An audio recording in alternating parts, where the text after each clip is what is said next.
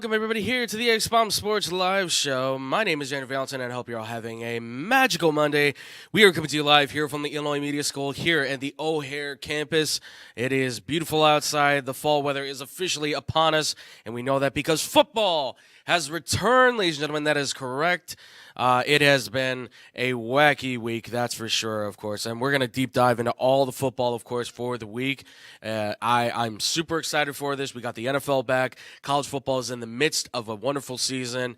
I am so excited to get into the show. And, of course, as always, ladies and gentlemen, if you want to follow us and listen to us anymore, of course, you can find us on YouTube and Twitch. That is youtube.com/xbombsports. We are streaming live every Monday here at about 10, 11, 12, depending on when we go at the time. You can also find us on Twitch as well at twitch.tv/xbombsports2. If you want to follow us anymore, of course, you can also follow us too at xbombsports on Instagram and on Twitter. And if you have any questions or comments as well, ladies and gentlemen, you can hit us up at our email too. That is xbsportsofficial@gmail.com. We always appreciate the questions and the comments that you guys send. Guys, today, we got a lot of football we're going to get to. We got a lot of things we're going to talk. We got a lot of things to discuss. With me, once again, he's joining back with us. He'll be in here. We'll see. Kind of just depends on how much he does not annoy me. But Scotty Kiefer is here, ladies and gentlemen. Scotty Kiefer has returned to us in the morning. Scotty, how are you, man? Hi, guys. I'm doing good, Andrew. How are you doing? Well, we're gonna find out because you already gave me a headache to start this, so we'll see. We'll see how much of a headache you give me for the rest of the show. Okay, wow. Way to start my return back. Great, Andrew. Listen, I'm just being honest. I'm not gonna, I'm just just being honest. That's all. That's all it is. Yes, Scotty is back. We're gonna break down football, so he's obviously here. And no, it's not that kind of football. Sorry, Scotty. I know. But yeah, I know. Scotty's a soccer fan for those who don't know. But at some point, we'll probably get to soccer. We may talk about it at maybe. We will see. Football, though, in America is going to take the priority right now. And without further ado, Scotty, you ready to jump into this? Absolutely. Let's go. Let's do this, ladies and gentlemen. So we're going to kick this one off with the Chicago Bears. Because as we all know, this was the debut of a brand new team under the Ryan Poles era, if you will, of being the general manager. Continuing on with Matt Eberflus, well, the Bears pull out a victory despite some very glaring issues that came to light. Defense, special teams absolutely stepped up in a big way for the Bears here. A tremendous game by them for sure to keep them in the game. I mean, they were down 17-0, and they come back with 24 unanswered points to be able to win this game. A tremendous effort there by Chicago. All in all, obviously, could have been a lot better, of course, because if you did not see the game, Caleb Williams not having anywhere near the type of game that I think was expected of him, right? Many people were perpetuating the idea that he was going to have some sort of monster game against the Titans. Obviously, that was something that we were kind of looking forward to seeing as well.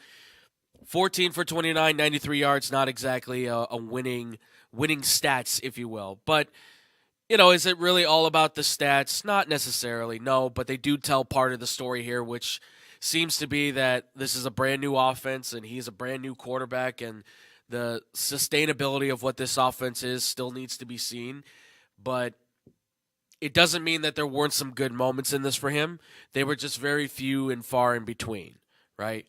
Overall, for him being a quarterback, there was certainly the struggle of him sitting in the pocket. Again, holding on to the ball too long is something that we had always noted for Justin. It's something we need to note for him as well, as far as being a quarterback in the NFL for sure. At the end of the day, there were opportunities where he could have thrown the ball a lot sooner, in moments where he could have been able to hit the open wide receiver. There were, though, times that the receivers were well covered, and getting the ball to the open man was maybe not going to be in his best interest, right? And he tried to do, I think, a little too much. He tried to play maybe a little too much hero ball, and that's understandable. Look, he's a rookie. He's coming with a lot of high expectations. There's going to be mistakes. There's going to be opportunities that he's not going to hit. There's going to be opportunities that he tries to take that aren't necessarily needed. And overall, it's a bad performance, right? You have to give him a bad performance. You have to grade him badly for this one because he didn't look good. The offense overall didn't look good. But he's obviously the figurehead. He's the guy at quarterback that needs to be noted. But it's a first-year pro quarterback that's stepping in there, right? He's at home. A lot of pressure on him. A lot of opportunities are being put in front of him to be successful. Can he do it? Can he take charge of that? That's the ultimate question, right? I don't know. I mean, from what I saw from Caleb Williams, I thought he did a decent job being able to be the leader for that football team. It's just being the quarterback on that team was a different story, right? That's just from where I stand. I mean, Scotty, from your perspective, I'll get your idea real quick. I mean, what did you think about what you saw from the game from the Bears and Caleb Williams? I mean, obviously, like you said, not the performance you would want from him, but at the end of the day, you know, even when he addressed himself after the game and in his press conference, in his interview, he addressed it flat out. It wasn't the game that he wanted to play, but they got the win. His defense gave him the help, and you know, in the grand scheme of the NFL, you're going to have games like this. There's other quarterbacks that definitely can survive off of a defense being this good for one game. The problem is you just don't want it to become consistent. And honestly, all of the other rookie quarterbacks didn't even have that great of a week. Bo Nix was throwing in double coverage and triple coverage the entire game. Didn't look great on his end. Yeah. Jaden Daniels probably had the best game, but he looked really shaky when he had to stay in the pocket. He looked pretty good running the ball, but when he had to stay in the pocket, and his offensive line didn't really give him enough time. So overall, the rookie quarterbacks didn't really stand up. And I mean, Caleb Williams, you just don't want it to be that consistent. Yeah, no, that's a very good point, and that was something that I was thinking about a lot. Like when I looked at Caleb Williams' numbers, I didn't really get a chance to look at every single NFL game as much as I maybe wanted to. I certainly wanted to be able to look at the rookies, so I had a chance to pour through some of the highlights. And you see, Bo Nix had a bad game. Didn't look anything near the level of what we saw in the preseason, right? You look at Jaden Daniels. Jaden Daniels, he did fine. He did fine. For what they had on that Washington team, they did okay. You know, like you said, in the pocket, not his most comfortable situation, certainly trying to do a lot of the same things that Caleb was, but he was more effective, right? But I'm not trying to knock Tampa, and I'm not trying to say, well, benefit of the doubt, and I'm not trying to make excuses for Caleb by any means. But this is a Tampa team who has a very older defense. They've let a lot of their defensive players now go, right? Those guys are now gone. So Washington was able to take advantage a little bit more of what Tampa was giving them. However, Tampa still came out and beat the pulp out of them, right? They still found a way. But yes, overall for the rookies, I mean, and look, we didn't even see Drake May. We don't know what he could have done. We're going to get to the Patriots here soon. And obviously, J.J. McCarthy hurt. And then Atlanta didn't even play Michael Penix Jr., despite the loss that they had against the Steelers. And we'll get to that here pretty soon as well. Look, overall for the Bears, it's a good win. A win is a win, obviously. The hope is that the offense is going to grow. It's going to get better. We're going to see more out of it. And from what we can tell, it sounds like Caleb Williams has acknowledged that, hey, I made mistakes. I need to be better. We know this is not the performance that I want to have, that anybody wants to see me have. And that's the way you want to hear your quarterback talk. Now it's just a matter of get back on the practice field, get into the film room, watch the mistakes, learn from what happened, correct those mistakes. Maybe keep things a little bit more simplified to the offense until he gets a better groove of it. You know, I don't really need to jump into a lot of things. It felt like Waldron was trying to throw a lot of things at the wall to see what was going to stick for this first game. Maybe not necessary for the first game, kind of ease things into it, but you never know. Maybe Caleb has a better understanding of the offense than what we've been led to believe, and they just tried to see, okay, let's let it all roll out, and it just didn't work. Yeah, it's entirely possible. We won't know until we hear something from Waldron or Williams about maybe what's going on behind the scenes, and that's even if they talk, right? And it's really not necessary for them to say anything about it. But overall, I give the Bears a decent nod. Defense showed up and played well. You know, Will Levis, 3 picks. Tennessee, I don't know if they have their franchise quarterback. That was a bad performance. Take the sack a couple times, Don't worry about trying to make every single play. I get it. You don't want to be the guy that goes down with the football. You don't want to be blamed for this, that, or the other. But that throw to Tyreek Stevenson, great. That's great. But, that ball should not have been thrown. Just go down with it. I think this is maybe – and No, I don't want to take anything away from the Bears on the win, but let's, I think, be honest. I think this is more about Tennessee kind of giving the game away rather than the Bears actually winning the game themselves. Just my personal preference on that. I don't know. I think you got to give a lot of credit to the defense on that game for. Oh yeah, no, stopping yeah, them. I mean, absolutely. it's hard with the weapons that they've gave Will Levis and Tony Pollard, Calvin Ridley, Tyler Boyd, Right. and D Hop. It's hard to keep them to 0 points in the second half to even keep your team in the game. So you got to give credit to the defense for that. Will Levis, I think, once the pressure started to get there, it started to become his fault. Yeah. When they were down, when they were up 17-0, and even 17-3, at halftime, and the first couple drives going into the second half, he didn't look as pressured as he did come the fourth quarter when the Bears were really starting to keep it between a 3-point game, then they're up by 7. Yeah. That's where he started to really crumble. Yeah, no, you're right. You're right. And I'm not taking anything away from the defense. It feels like that second half, and you're right, Tennessee, that second half, the pressure's getting to Will Levis.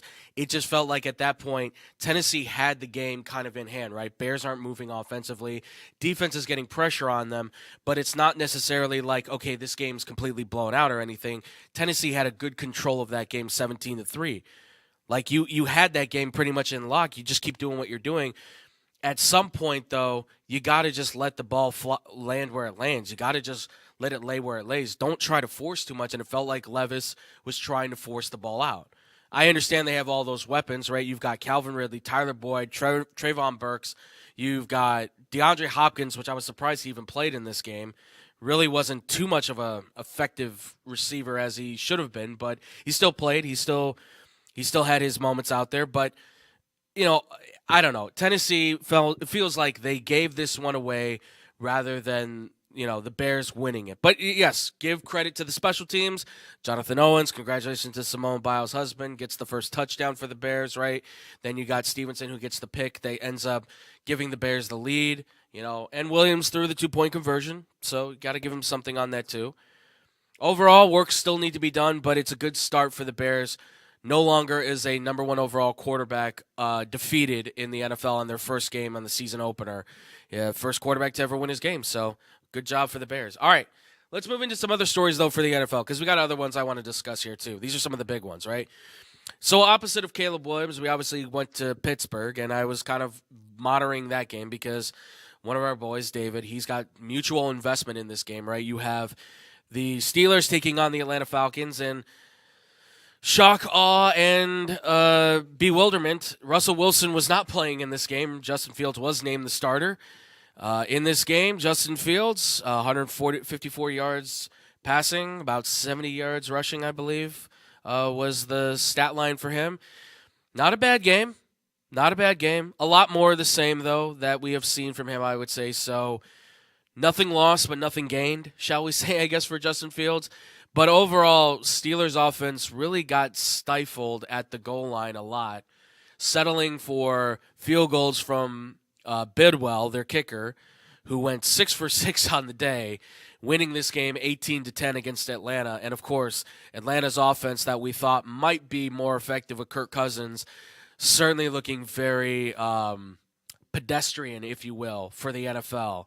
Not exactly where I think people were hoping that a $180 million contract was going to put Atlanta at this point in time. But I'll ask you, Scotty, I mean, I don't know how much of this game you saw, but looking at what Pittsburgh and Atlanta were able to do in this game, what are your thoughts overall from what you saw from either team or both teams? I mean, what give me your opinion on this one. Really, I think this one just comes down to it feels like the Falcons are in the same position they were last year. I mean, you had Drake London, who only had 2 catches for 15 yards. Kyle Pitts got used a little bit more and got a touchdown, but he still wasn't the top receiver. You had Ray McLeod as the top receiver. Yes. Bijan Robinson had 5 receptions out the backfield. Mm-hmm. They're not using that team properly, and I think that was the bigger picture with this team, the fact that they lost. It wasn't really on the Steelers for this one. They're going to win with kicking and T.J. Watt getting a bunch of sacks. That's just how the Steelers will be the entire season. But the Falcons coming into the season, you thought you'd see a little bit of a difference with losing to Arthur Smith and bringing in Kirk Cousins and maybe be able to use him right. And it just feels like there's still room to grow there that shouldn't really need to be dusted off based on how he played in Minnesota. The fact that they just didn't use, which is the main complaint from last year, that their 2 top players don't get used, and the fact that that's still a stigma for the beginning of this season is a tough look for the Falcons. Yeah, no, yeah, definitely. This certainly was a highlight. I agree with you. It seems like maybe more of a highlight for Atlanta and the Follies that are still hurting them so much, right? I mean, Cousins, not a good game, not anywhere close. The 2 interceptions, right? Less than 200 yards passing when last year, look, obviously it was Jordan Addison, Justin Jefferson, and TJ Hawkinson, right, as his receivers. But the guy was about to throw for like 6,000 yards if he would have stayed healthy, apparently. That's where he was headed. Now you're in Atlanta, defensive-minded coach, different offensive coordinator, new weapons, young weapons, mind you, that too.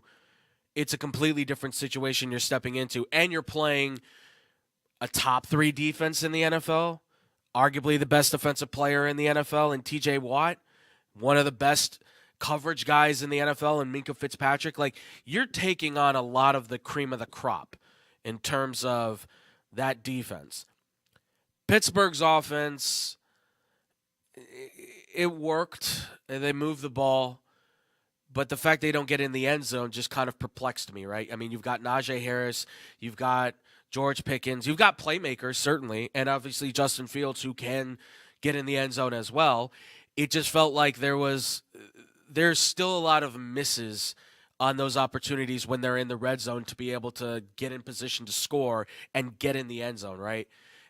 I don't know if it's Arthur Smith. I don't want to say it's necessarily Justin Fields. I don't want to put blame on anybody because it's the first game, but it feels like Pittsburgh, the offense still needs some refining, and that obviously the offensive line is young, inexperienced. You got a lot of guys out there trying to – it just feels like there's still something missing. And this is the Steelers team who I think cannot afford right now, particularly for Mike Tomlin's position – being the head coach, which people say, well, it's not in jeopardy, he just signed the extension. Right, but at some point, Pittsburgh might start saying, well, we're kind of in neutral. So you got to be wary, I think, about that.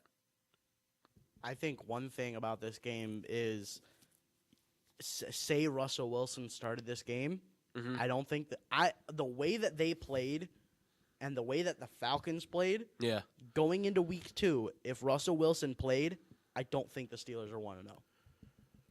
A lot of people are saying that, and I understand that. Listen, I understand that, right? Because Russ, look, he's older, right? If you just want to go off of last season, yes, and how we saw Russ, because obviously this year could be different, but we didn't see it on Sunday. If you want to go off of what they did last season and what Justin Fields did on Sunday, if Russell Wilson started on Sunday, I really don't think the Steelers walk out of Week 1 1-0. With that game, if you have that same Falcons team that was out there, I don't think the Steelers would have won that game. No, that's fair. That's fair. Well, I mean, let's be honest here too, though. Russell Wilson's numbers, I mean, it's just numbers, mind you. At the end of last year, were still pretty steady, right? 26 touchdowns, 9 interceptions, still threw for over 3,000 yards. That's not bad, right? That's still not bad for what he did last year, considering what that Denver Broncos offense was, right? Where he had one guy on the offensive line that's a Pro Bowler, one guy that's a pretty consistent wide receiver, which Cortland Sutton probably is a better 3 than a 1, I would say, if anything. I'd give him a 2. Yeah, definitely I would give him a 2, but I think he'd be an excellent number 3. But, you know, what he did, I feel like Tomlin looks at Russ and says, veteran, Super Bowl winner, he's the guy that gives me the best chance. Nothing against Justin, right? Nothing against Justin. It's just he's younger, he's inexperienced, and you want to maybe give him a chance to possibly learn. But the problem that the Steelers are in, and they put themselves in this predicament, you have one guy on the vet minimum, so you don't really have to put him out there if you don't want to. Meanwhile, the other guy is a young quarterback who has shown signs of potential, but he still seems like he's on the learning curve to try and get to being an NFL quarterback, and you have to make a decision now on whether or not to pay him next year. Now, you can give him the Baker Mayfield contract maybe, But are you going to be okay with that, knowing that your cap next year is going to be stacked up against it with TJ Watt's contract and obviously Minka Fitzpatrick's contract? You got a lot of deals you're going to have to make here, and you have to be wary on that. Yeah, you're going to have Najee. Najee's going to be on the table. Do you re-sign him? Yeah. Pickens is going to start probably looking for a new contract too if he keeps performing. You just paid Freiermuth. Yes, paid Freiermuth. You're going to have to think about these things. You're going to have to consider them, right? Or you're going to have to hope that you draft really well with these rookies. And I think they've drafted well this year. I think they did. But these guys are young and inexperienced, and they're going to need a lot of work. So it's a good start for the Steelers, but, I mean, I don't think we're done with this quarterback controversy thing, right? Because if Justin goes 3-0 and they go right back to Russell Wilson, there's going to be outrage out the wazoo. But all of a sudden, if Russell Wilson starts winning, what do? Right? That's the problem. If one quarterback wins and the other one wins, which guy are you going with? Next week, who are you going with? That's a good question, right? Do you go back to Russell Wilson or do you stay with Justin Fields? Because this is an anomaly where the kicker's hitting like this. I mean, I like Bidwell as much as everybody else. Or I think I might have screwed up his name. Is it Bidwell or Boswell? It's Boswell. It's Boswell. I apologize. I was thinking of another guy. I apologize. But Boswell, I mean, Boswell's a good kicker, but you can't keep betting on him to keep hitting like this all the time, right? He's good, but you can't just say the kicker's going to save us all the time. No, look at Justin Tucker. Exactly. This isn't the what was it, the 82 Redskins where Mark Mosley wins the MVP. That's not how this works anymore. Only one kicker's won the MVP ever, and that was in a strike shortened season, okay? But we'll see. Steelers have a lot of questions. Atlanta, though, I don't have that much to say really on them because I kind of figured they would have a rough patch. They're so young. But I agree with you, Scotty. We should be seeing more out of them, it feels like, with a veteran quarterback. But I'm also somebody who's a little apprehensive of the Raheem Morris head coaching hiring. I don't really know if he's that good of a head coach. Defensively, he's fantastic. Look at that defense. That defense in Atlanta was great. But, man, that offense has always been his Achilles heel. Let's not forget, that's the head coach of the Tampa Bay Buccaneers when they had Josh Freeman and LeGarrette Blount, and Mike Williams, late Mike Williams at wide receiver, and Kellen Winslow as a tight end. Woo. Really star-studded. Like everybody that was like on the back end of their career or like was halfway decent. That's it. All right, let's go to the next one, though. Let's talk about this because this was painful to watch. As you know, I love me some Joe Burrow. I'm a Bengals fan by that account, and, of course, Jamar Chase. Jamar Chase did play, but T. Higgins was out. But as a Bengals fan, I will say, it's the Patriots. What do you got to worry about? Well, apparently a lot. Because T. Higgins apparently makes that big of a difference. Joe Burrow, not his best game, right? Not his best game by any means. Not his worst, but not his best. Running game was non-existent, really. I mean, Zach Moss was their leading rusher. Was not expecting that, but he is the veteran guy. Chase had a decent game. But overall, for the New England Patriots, it was very nickel and dime Patriots football, right? I mean, it was very much Jacoby Brissett just did enough to make sure not to turn the ball over. Ramondre Stevenson having another fantastic game, which obviously accounts for them having a good signing for him. I mean, that shows right there. Keeping him was obviously the smart move. Overall, though, I mean, I didn't even know they had Austin Hooper. How would I have known that? I didn't even know they signed KJ Osborne. I knew these names as soon as I started hearing them. Right? I was shocked by it, but at the same time, Gerard Mayo is a good defensive mind. He always has been. He wasn't a great player. He wasn't really that great a player. Really? From what I remember, a lot of people in New England were not impressed. Because remember, he was there with Brandon Spikes. They were there together. They were part of that 2011 team that went to the Super Bowl, and it always felt like Spikes was the better guy. Now, he was the blitzer, right? Mayo was always the guy that kind of sat in the middle and played the run. But Mayo never really – I don't know. What I remember was Gerard Mayo never really felt like a top linebacker, just from where I'm standing at. I could be wrong. If I'm wrong, hit me up. I don't care. No, but then again, it was also the Patriots, and they didn't really have any of the best wide receivers on their team ever. Or Right, they a had running back. It was the Patriots at the time. Right, that was the Bill O'Brien 2 tight end, fast-paced offense for the Patriots. That was that kind of time period for everybody that remembers that. But he's a good defensive mind. He understands how defense works. He's a linebacker. He gets it. He understands how that process is. And this defense stepped up big for them, right? They have guys that have not played at all. They were coming out of nowhere. I've never heard of Keon White. Never heard of him. He has 2.5 sacks in this game, right? Jawan Bentley, 12 tackles all game. They did a really good job. Look, they didn't play their best game offensively. Of course, nobody this week did. Only a handful of teams can really say that they had great offenses or good offenses, if anything, going for themselves. New England just played a really good defensive game and let the running game do the talking. And the Bengals, they just had poor execution, I would say, on the offensive side of the ball overall from where I stand. What do you think, Scotty? I mean, I think this is a great game for Brissett to kind of set to rest like the fan base that was like, maybe let Drake May start. Yeah. This is a really good game for him to kind of say, look, I followed the game. This is the game plan they set out. That's what I'm here for, to follow the game plan that my head coach wants to run, my offensive coordinator wants to run out. And this is a win against a very competitive trying to make the playoffs team. And as much as, the Bengals have lost, and I mean, in this game, if you want to look at it, Tyler Boyd not on the team anymore, and then T. Higgins not playing in the game because of injury. Jamar Chase, maybe not giving all 100% effort out there. Yeah. Very possible. Very possible. Please re-sign for my fantasy team. But anyways, that's a very good win for Brissett to have in his back pocket come when they start losing games, because everyone's going to be calling for his head to be off and go back to being the backup and let Drake May start. But this is a very good game for him to keep in his back pocket.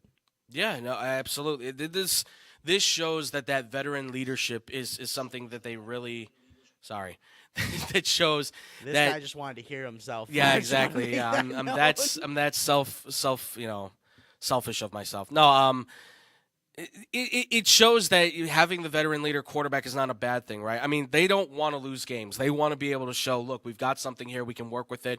It's a great start for them. You expect them to probably only get maybe 3 or 4 more wins maybe throughout the year, be one of the bottom teams. But if you have a guy that knows the system, if you have a guy that everybody trusts, that believes in, it's not to say they don't believe in Drake May, but he's young. He's a rookie. It's clear that over the preseason he needed a little bit more work. He needed a little bit more, opportunities to kind of learn underneath a guy like Brissett, right? And learn in the room and watch film and learn from the quarterback coach, all that stuff, right? So it's not to say that maybe you won't see Drake May at some point, but Jacoby Brissett is a guy who I think for the year you can feel good and confident going with and say Drake May will take the year, learn, get himself ready, get better, and maybe at the end of the year if we're losing a bunch of games, then we go to Drake May and we allow him to be the starting quarterback for the, do what you did with Patrick Mahomes like Kansas City, right? Hey, we gave Alex Smith all the time. We're not going to the playoffs. Give Patrick Mahomes a couple of games. Not to say that Drake May is going to be Patrick Mahomes, but it's allowing your young quarterback to get playing time before next year where you're the starter next year. That's the plan.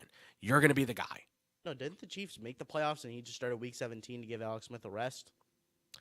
You might be right. You might actually be right. That was the year Alex Smith was in contention for MVP, and they let him sit week 17 because they were one of the top seeds. You are correct. Yes, you are correct. I am mistaken. I apologize. That was over a millennium ago because I am old.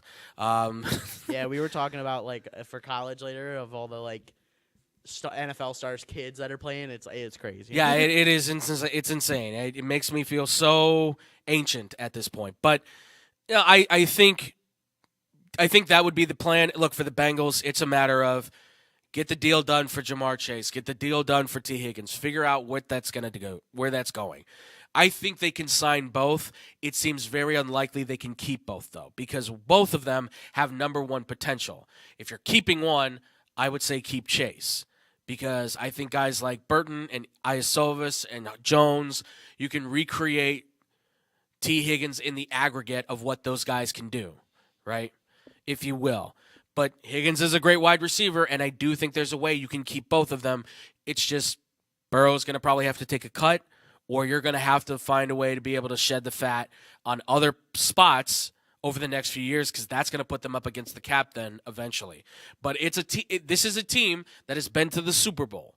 So you can't for me, I would say you don't want to lose that momentum when you've already gained it, and it's still there, I think, to some degree, but it's slowly starting to shut, especially now, because you don't have this figured out. Interesting to see how it plays out. I'm hoping all the best. We'll find out if the Bengals can revamp. I think they will. I think they'll be okay, but it's not a first good look, I will say that. But again, nobody this week really had a good look at all, other than a handful of teams. And the final one I want to talk about is the game that we didn't really get a chance to chit-chat on. It was the Thursday night game that kind of kicked off the season. I saved this one for last because, it's kind of been passed. But let's talk about it, right? Because this game came down to a big toe being out of the end zone. Isaiah Likely gets his foot down, looks like a touchdown. We're thinking overtime. The replay comes back, and an inch, maybe even centimeters of his big toe of his shoe is sticking out over the line, touching the white line of the back of the end zone. Incomplete. Chiefs win the game. A lot of people are crying foul for the Ravens, right? A lot of people are saying the Ravens got screwed and all that kind of stuff. Honestly, though, you look at this game, I mean, neither team really played, I think, to their full potential by any means. But I look at Baltimore and I just thought you saw a lot more of the same stuff that we've seen with Lamar when he's played the Chiefs. I'll blow the whistle. I gave the stats on how these two play against each other. And there is a vast difference between having a guy like Mahomes who has 13 touchdowns and 2 interceptions and Lamar who's got 5 touchdowns and 3 interceptions, right? There's a complete difference on how those two guys interact when they play against each other. It's incredible to watch how those two are capable of being able to be quarterback versus quarterback against one another. And I don't know. I see a lot more of the same. I see a lot more of Lamar not being able to take advantage of bigger opportunities. Now, mind you, he was able to do more with Isaiah Likely and be capable of attacking, I think, with his legs like he used to in the past and stuff. I just don't know. I don't know if we're going to be able to see him. I think we'll see better of him, but it seems like anytime he plays the Chiefs, we're seeing like the average of Lamar Jackson, and I don't know if Baltimore is there yet. And we saw their defense, busted coverages, missed tackles, a lot of opportunities that they had to be able to beat the Chiefs. They just kind of left the door open. So I don't want to take anything away from Baltimore, and I certainly don't want to take anything away from Kansas City. But it feels like Baltimore left a lot more on the table than the Chiefs did. The Chiefs still show that they're one of the dominant powers, right? And obviously, look, Worthy has the game of a lifetime for a debut. 2 touchdowns off of rushing and huge bomb, unprotected coverage. Like, somebody missed an assignment there, right? Clearly. It says a lot for where Baltimore's at. It says a lot for where that this team is at, I think, as far as the structure for the Chiefs versus the structure for the Ravens. And the Ravens are a well-run team. It just feels like something's still missing from that organization, from that squad. Yeah, I'll say this really quick. My main takeaway from this game was not Lamar's play. It was really just the defensive scheme the Ravens ran. They played them in the championship game last year, and it was a competitive one. You'd think that they maybe kind of keep some of the same idea and scheme toward defending the Chiefs because they kind of shut them down a little bit. I mean, yeah, Travis Kelce was their best receiver in that championship game, but everyone else didn't really have a great game. Right. So what do you do this game? Well, hey, that whole game we had Kyle Hamilton on Rashid Rice almost the entire game. Let's not do that week 1 of the NFL season. Let's put a linebacker on one of the more speedy wide receivers in the NFL and just let him get torched every single play to where Rashid Rice maybe had one of the best games he's had in the NFL. So many yards after catch because he's just beating everyone they put on the Ravens that wasn't a real corner or a safety because the entire game he was barely covered by one of them. They lined him up in the slot and they let a linebacker take him the entire game. Why are you doing that? Yeah. Put someone with speed on him and better in coverage because that's not working. And then obviously the blown coverage on the Worthy touchdown. I think the defense is something because normally the Ravens are a strong defense. So the fact that they kind of faltered a little bit in that game and in some really key spots is something that they need to go back and look at for next week. It's very well said, Scotty. Absolutely, very well said. The scheming of Baltimore, which is tricky that to define because normally John Harbaugh, who's a pretty good defensive-minded kind of guy, like one of the best in the league, would it not say? Like, and they obviously not having McDonald as their defensive coordinator, you would hope like that can't take away much. You're still John Harbaugh, but maybe something left that team. Maybe not having certain personnel in there is hurting them, right? I mean, they did have to gut some of their team out because of the fact that you've signed Roquan Smith and Lamar Jackson and all these other guys, right? You lost 3 of your 4 offensive linemen that are starters that had premier starting experience. And it just showed. And I'm sorry, the Derrick Henry thing, it could still pay dividends. I think there is a line where you say Derrick Henry helps the Ravens on the offensive side of the ball and helps them win games, right? I mean, he scored a touchdown in this game. Let's not take anything off of Derrick Henry. He still got in the end zone. But they put full concentration on him and let Lamar do his thing. Because clearly, it looked like the Chiefs clearly said, if you want to run the ball, let Lamar run the football. We'll stop Derrick Henry, and then we're going to take away the pass game for you. And that's what it felt like. It felt like they really pressured Lamar to say, go ahead, run for 200 yards. We're going to hold you down, though. And he still threw for over 200 yards, too, don't get me wrong. But how often was he really kind of completing his passes? Like, he came out of this with almost like a 50% completion on his passes, right? I mean, he still at times was missing on opportunities or trying to force the ball into bad situations. Kansas City did a really good – I mean, this is where Spagnuolo is really good as a defensive coordinator. I don't know if he's a good head coach, but he's a really good defensive coordinator, right? Well, he's not a good head coach because if you watch those Sam Bradford Rams years, those were the rough times. Well, maybe he's also not even a good defensive coordinator because he thinks he's a head coach, calling a timeout. Right, yes. Not his job. That's not your job. But, I mean, listen, what's Andy Reid going to do? Fight with him? Come on, the guy's helping you get the W.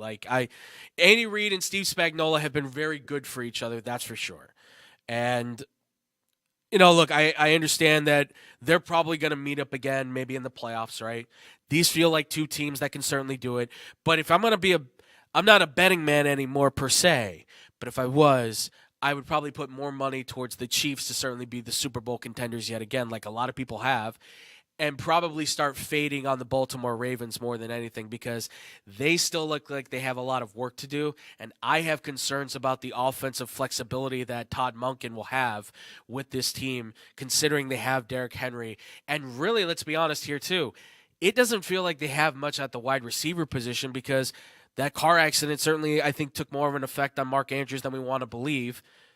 And outside of Isaiah Likely and Zay Flowers, nobody else really is stepping up. So it's a showdown potential preview for the playoffs, but this could also be the stepping stone that the Chiefs use to continue their dominance. And this could still be that, and this could be the moment that we see Baltimore start taking I'm not going to say it's a cliff dive, but let's say it's like the metal slide in the hot sun on a summer day that's like 101 that they're sliding down, right? Every single moment they're sliding down and in those shorts, they're feeling the burn on their legs every step of the way, collecting the static and then getting shocked along the way as they go. It just feels like there's going to be a lot of more bumps for Baltimore than we want to believe, and it'll be a slow decline. Not like they won't win games. They'll win games, but it doesn't feel like they're going to have as easy a time as maybe we wanted to believe. So we'll find out. It's just the start of the season. There's a whole lot more that happened this week, folks, that I wish we could get into. If you want to catch any more of that, though, catch us here on Blow the Whistle. We'll be going live here at 2 o'clock p.m. Central Time on SportsTownChicago.com, Twitch, and YouTube. So we'll probably be talking more about that. So check that out, ladies and gentlemen. Any questions or comments you have, of course, you can always hit us up in the email as well. But, folks, that's going to do it for the NFL part of this. When we come back, though, we're going to talk about the past week for college football because, my God, if you want to talk about a fully shocking college football week, this was it, folks. We're going to discuss all of that and more here on the X-Bomb Sports Live Show. Hey, watch your mouth. Why? I'll just put a quarter in the swear jar. Once it's filled, we get a Coors party after work. I've been drinking Coors since my college days. The cold draft taste is second to none. Yeah, worth the recorder, am I right? You know it, mother. Hey, you get those reports done? Yeah. No. You, sir.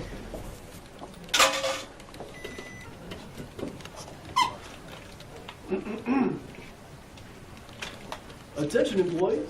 The staff meeting, scheduled for this evening, will now be held tomorrow early as Who's all?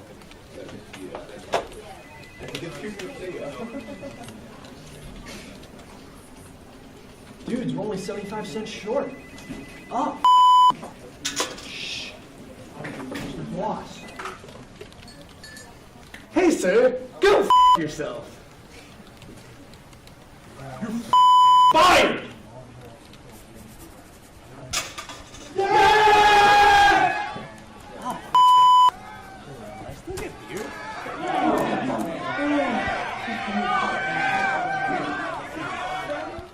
Throughout the 1960s, 70s, and 80s, Judy Finelli established herself as a masterful juggler and performer, making appearances everywhere from Carnegie Hall to Sesame Street.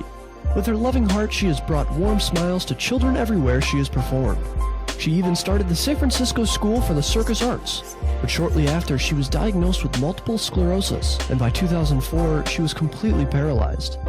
In celebration of her accomplishments and to fight the illness that had crippled Judy, a group of students from the San Francisco Clown College have compiled the perfect holiday present for those who want to laugh and to help those struggling with the illness.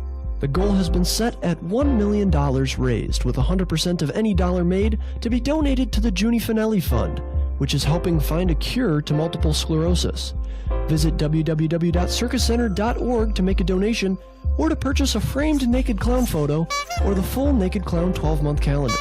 Remember, 100% of every dollar is donated and goes to fighting MS.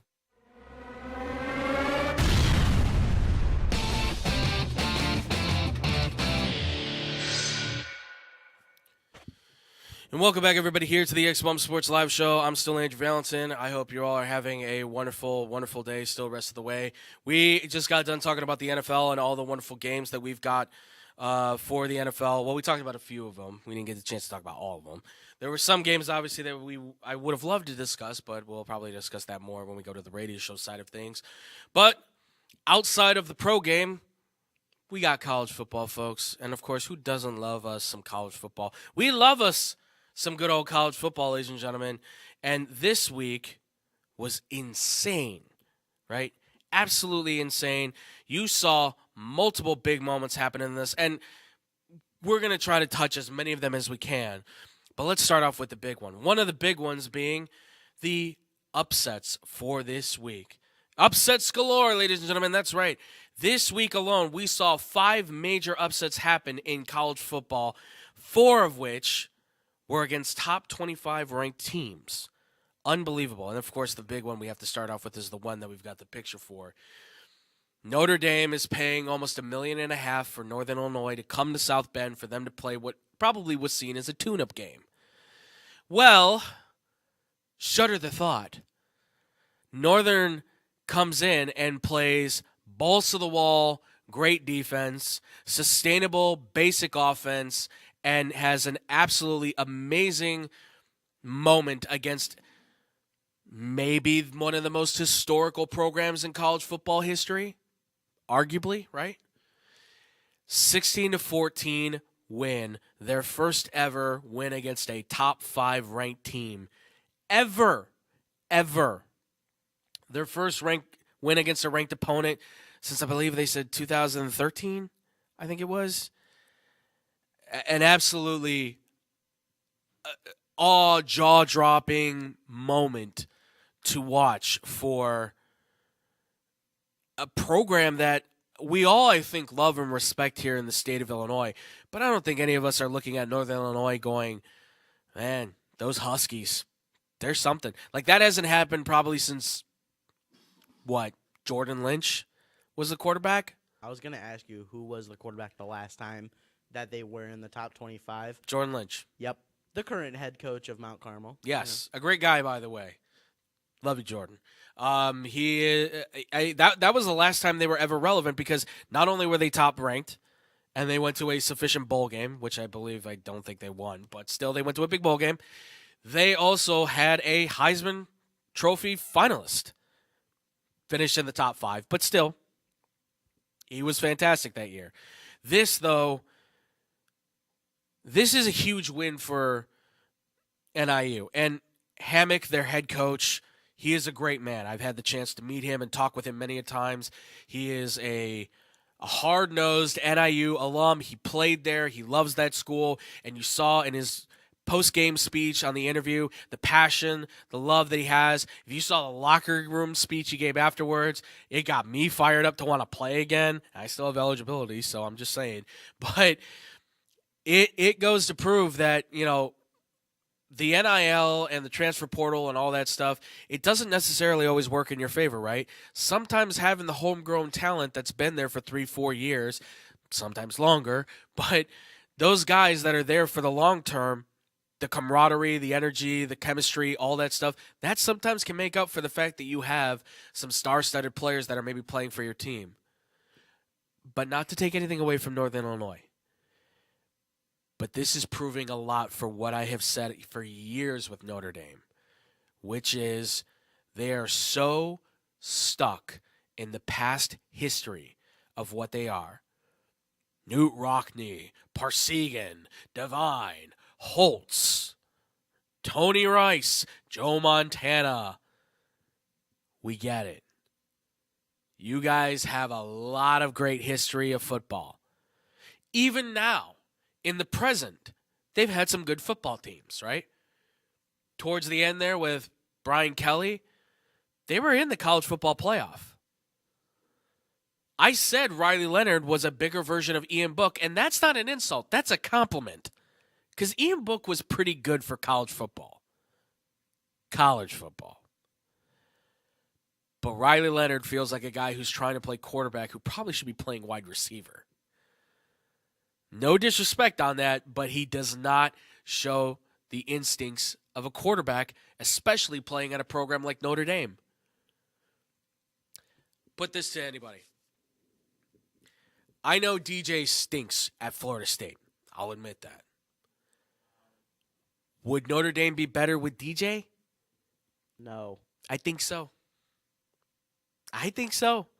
He's got more of that talent as a quarterback than Riley Leonard has. Riley Leonard's a smart kid.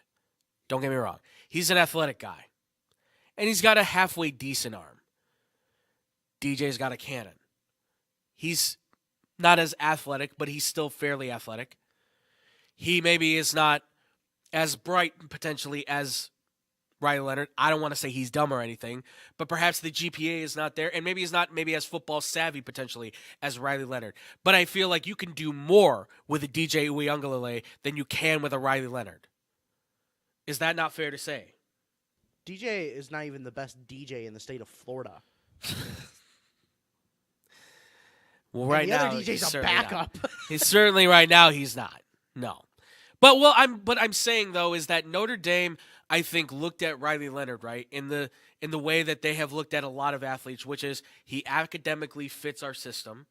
He fits what we have done on offense for years, which Marcus Freeman continues to carry the same offense that Kelly has at Notre Dame, which is a power eye, run the football, option offense with the occasional passes thrown in there here and there.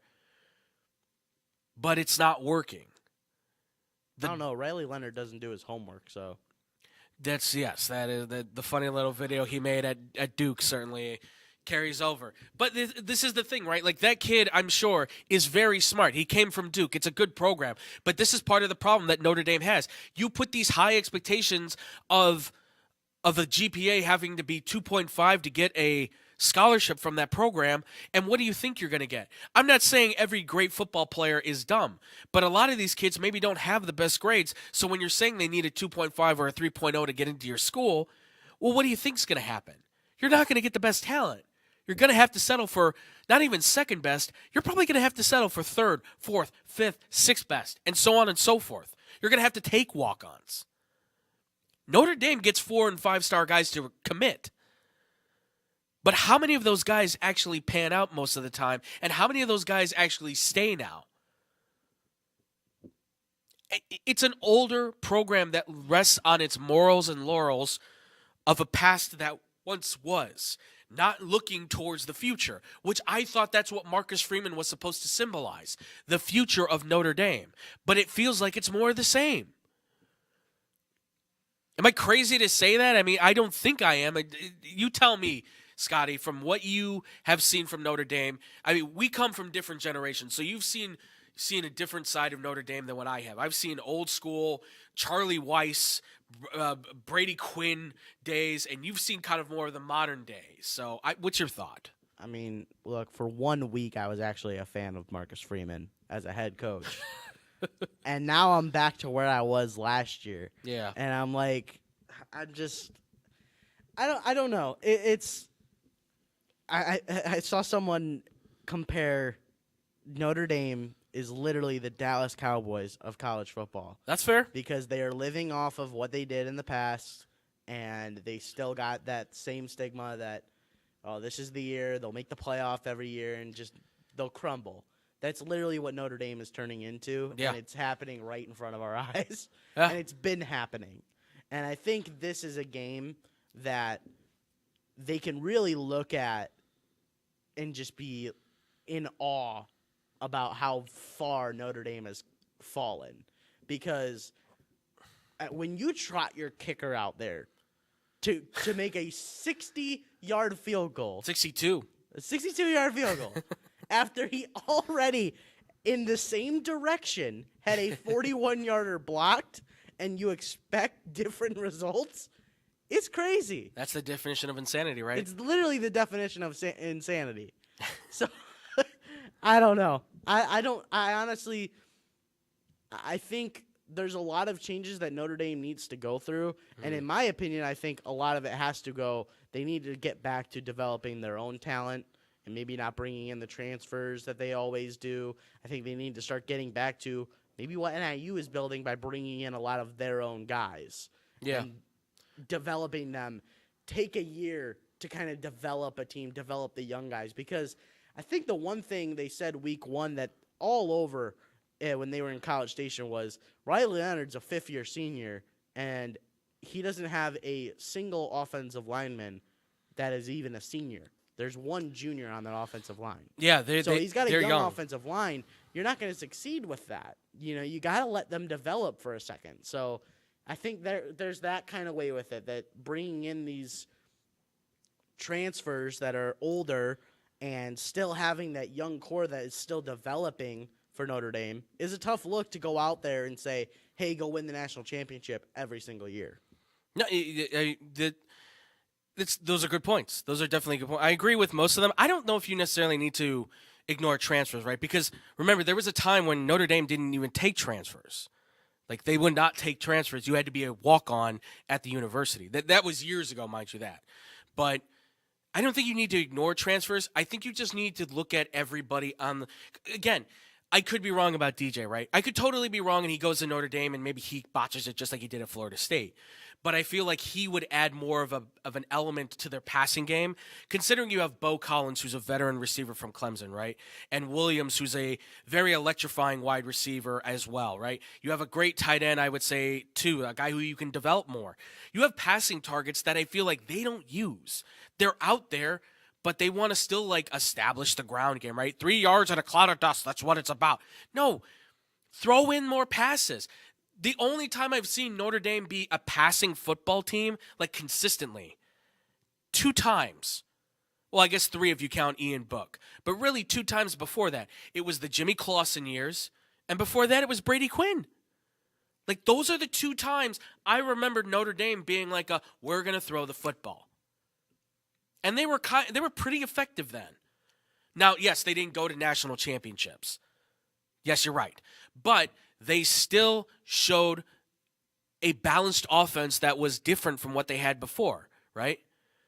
It was different. Had they had more electrifying defenses behind them, which is something they struggled with, they probably would have won more games and maybe gone to the national championship a time or 2. But they never seem to have that passing offense with a good ground game and a strong defense. They never have had that correlation. It's always been great ground game, great defense, okay passing attack. That's how it's always been when they've gone to the national title, and they've lost because they never can keep up with the passing attack. Because once they start throwing the football because they're behind, well, they can't do it as efficient as others can. I agree with you. Scotty. I agree with you, though. Developing the talent that are your guys, your recruits, that was the Brian Kelly way. That was a lot of what Notre Dame's way was, right? Get those guys in there, build them up. That's what's made their program so historic for the last few years now, more than anything, right? It's the Quentin Nelsons that come in as 4 3-star recruits that you build up into first round picks, or the Mike McGlincheys, right? Or any of those guys that are kind of not the top of the crop as far as offensive linemen or defensive players go, but you build them up to being some of the better players in the country. And it seems like they've got a great defense, and Marcus Freeman should be given the thumbs up for that. He should be, put on a pedestal for that because he's a defensive genius. But you make him a head coach, and you're asking him all of a sudden to manage the entire thing. And I just don't know if he's a guy who understands, like, we need a new concept offensively. Like, it just feels like he's going to roll with the same stuff that Kelly's at. And guess what? Brian Kelly, not my favorite guy to be hired for LSU, but I will say this. He's at least come over to the idea of, I got to get us back to those days at Cincinnati when I had Tony Pike and Marty Gilliard, where we just start throwing the ball all over everybody. Yeah, go for it. Do it. That's the best. Change with the times. It's what keeps you alive as a coach. Ask the man from Florida here. And you got to make the switch, right? Urban Meyer said Chris Leak. Then he said, no, let's go with Tim Tebow, right? Then all of a sudden you've got Billy Napier who said, let's try Graham Mertz. That didn't work out. Now we're going to DJ Legway. Which, by the way, 400 yards and 3 touchdowns. Yes, 400 yards, 3 touchdowns. The kid looked good. It was Samford. But it's about making the change. This is the problem I have with Dabo. I have with Dabo Swinney, right? He doesn't want to embrace the NIL transfer portal stuff. But he's also been the coach that said, okay, look, I got Kelly Bryant. I trust Kelly Bryant. I love Kelly Bryant. But Trevor Lawrence is the better option for us at quarterback. What'd they do? They won a national championship. Sometimes you got to be able to make that hard call. And I don't know if Marcus Freeman's going to be capable of doing that. Not just for a quarterback, but for anything with Notre Dame. I mean, if his seat was not hot already, that thing just had a flamethrower taken to it. And he's probably going, do I smell smoke? Yes. Yes, you do. I think you could say that for a lot of the teams that lost. Yes, absolutely. Because we have more. That for a lot of them. We have more of these ones. I mean, I'm not going to go through every one of them, but you got Illinois who came out of nowhere and beat Kansas, right? I was not expecting that. You have the Iowa State comeback with like 3 minutes left to go in the third quarter. They're down. I know you don't like it. I had 1 week of a good Iowa offense. 1 week. And then as soon as the head coach comes back, it's back to scoring 17 points and doing nothing on offense. This is the problem, though, with Kirk Ferentz, though. He's another one who I feel like he's stuck in his ways, right? He does not want to change. Like, look, Caleb Johnson, he's got all that it factor as a running back, right? He showed it. Shifty, powerful, 2 touchdowns, almost had 200 yards of offense by himself, right? He's so good. He's good. But Cade McNamara, who you would think is a efficient passer from Michigan, he steps in there, but it doesn't feel. Here's the thing, though. I think he could work, but what are the concepts you're giving him as routes? Curls and flats and all this stuff that he's not really going to work. He should be working well with, but you're putting your receivers in impossible positions. And then you're trying to ask him to throw deep outs and deep posts. He doesn't have the arm for that. And then you're trying to get him to run the option too. I don't understand that. And that's Kirk Ferentz. That's who he is. I'm not shifting. I'm not moving. I am who I am. He's a legend at Iowa. Yes, fair to say. Legend at Iowa. Completely fair to say. Completely fair to say. Man, Time for a change, maybe at time coach. For a change, man. Time for a change. Maybe that's where Marcus Freeman should go. Maybe. I'm not saying that's the right move, but maybe it's time for a change at Iowa, just like at Notre Dame. Perhaps, maybe, who knows? Other upsets you had, this wasn't too big a one, but Syracuse did upset Georgia Tech. I'm surprised not a lot of people called that one. Like, a lot of people were saying Georgia Tech was going to take that one kind of convincingly, but Kyle McCord, man, he's a good quarterback. Doing something there. Again, have you watch if you get a chance, watch the highlight tapes of what Syracuse is doing. Do you know what they're doing? They're running a really modern offense. No, really? Yeah, exactly. They may have getting modern wins you football games. It's crazy, right? Gadsden the third or the second. Gadsden the second, their tight end. That dude's going to be legit. That guy's legit as a tight end. That guy can make plays, right? They have playmakers on this team. You just don't know about them because it's Syracuse. And Kyle McCord's a pretty good quarterback. He was a 4-star. And Haynes King did pretty good too. I mean, this is a Georgia team where he's running the ball and throwing the ball pretty consistently. Give him credit. But let's talk about this other one real quick too. Auburn was supposed to be favored by a lot against California. Well, I was a little surprised when I found out that California apparently decided they were going to go back to the old way of doing things. Fernando Mendoza, don't know who that is, has the game of his life at Cal. Peyton Thorne, I know who that is. Peyton, we've talked. He has, this has to be his worst game, I think, from Michigan State or Auburn. 4 interceptions in the game. Essentially, they just gave this one away. And they still stuck in it, by the way. They were still in this ball game. It was crazy watching this game because Auburn looked awful, but we're somehow in this game. Because of the defense. Because Auburn's defense is pretty good. Like they have the SEC defense. Yeah, but even their defense didn't even look that good this game. They just came up kind of when they needed to stay in it. Yes. And oh my gosh, their biggest problem was they kept giving up the big play, right? The third down conversions, the second down and longs. You can't keep giving that stuff away to Cal, right? They'll take advantage of it. When you see that, I don't know who this kid Mendoza is. Good on you, buddy. But he took advantage of every opportunity. Guys open, throw the ball. Guys open, throw the ball. That's football. That's easy football. Auburn should have wiped the floor with them. But again, though, you hired a new head coach. Does he have the basics? Do you have the right system? Do you have the right quarterback? Because Ashford left. He looked like he could have had something, but he's gone. I like Peyton Thorne for what he did in high school here. He was a suburban high school quarterback legend in Illinois, right? Did a lot of great things at Central. Michigan State, he's okay. Auburn, he's not the saving grace. This isn't an Auburn team that feels like they're going to go 8-4, 7-5. This feels like an Auburn team that's going to go 4-8, 3-9. Maybe worse. And you don't get the top pick if you're the worst team in the SEC. Sorry, that's how this works. Ask Vanderbilt. Yeah. But they at least are 2-0. Vanderbilt's 2-0. They upset Virginia Tech. They at least have a claim to fame to say, we beat a team that everybody's given a lot of high praise to. No one's picking Cal. No one is picking Cal. Unless you're Aaron Rodgers or Jared Goff. Yeah, exactly. And even then, I don't even know if those guys are picking Cal. They're alma mater, and I don't even know if they're picking them. Aaron Rodgers was forced to go to Cal. Exactly.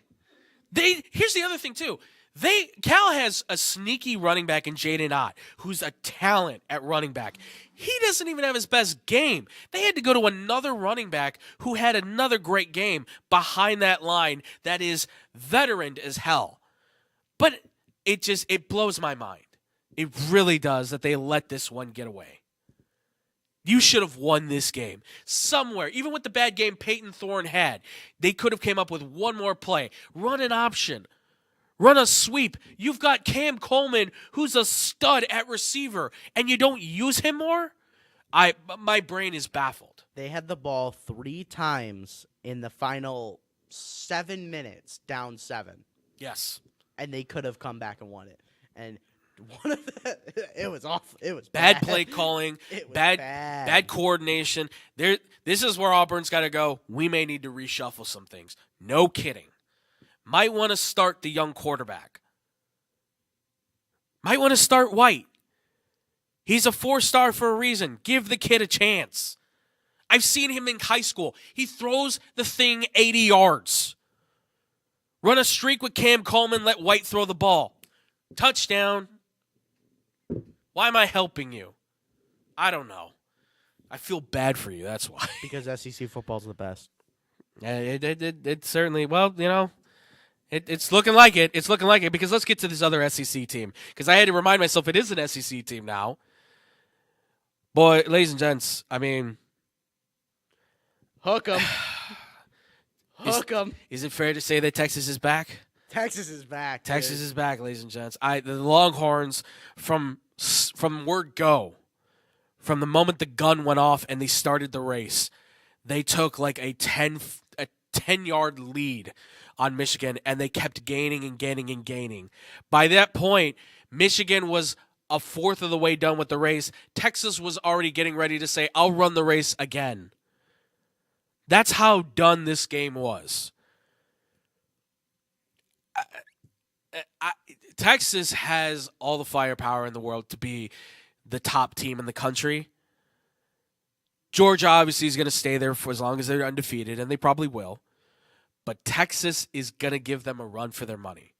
They're not perfect, but they're pretty damn close to it. The defense is a little shaky. Yes, defense is certainly shaky, but that's to be expected. Look at what they lost. Yes, right? but you Quinn lost a lot. Ewers is, I mean, he might be the top quarterback.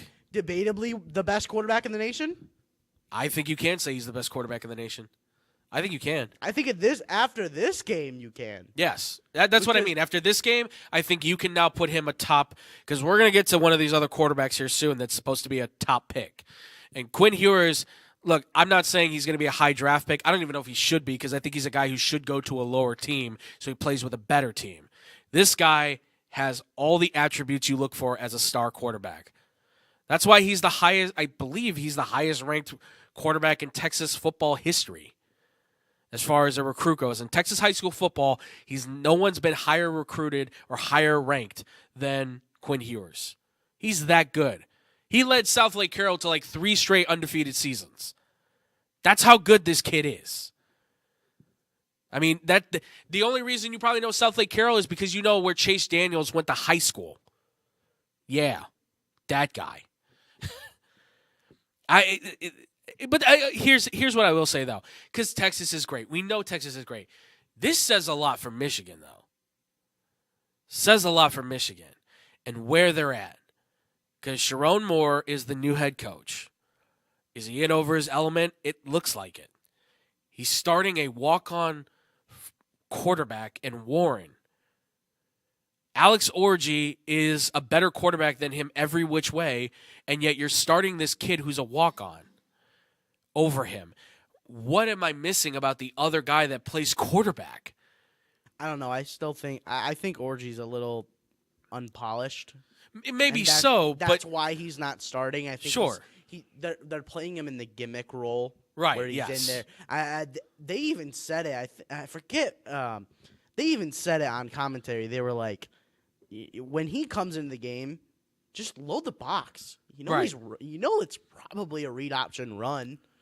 Right. Or bootleg, because he can't do much more, or we at least haven't seen him do much more. I'm just, to me, I'm surprised a lot of people, Like, they called this one pretty heavy that Texas was going to demolish them. And I'm surprised that they actually would let this get College game day because, I mean, I get the vibes at Michigan, but, man, that team is it's hard to go from national champion to being what they are now. So I kind of understand that. It's hard to take over a position like that.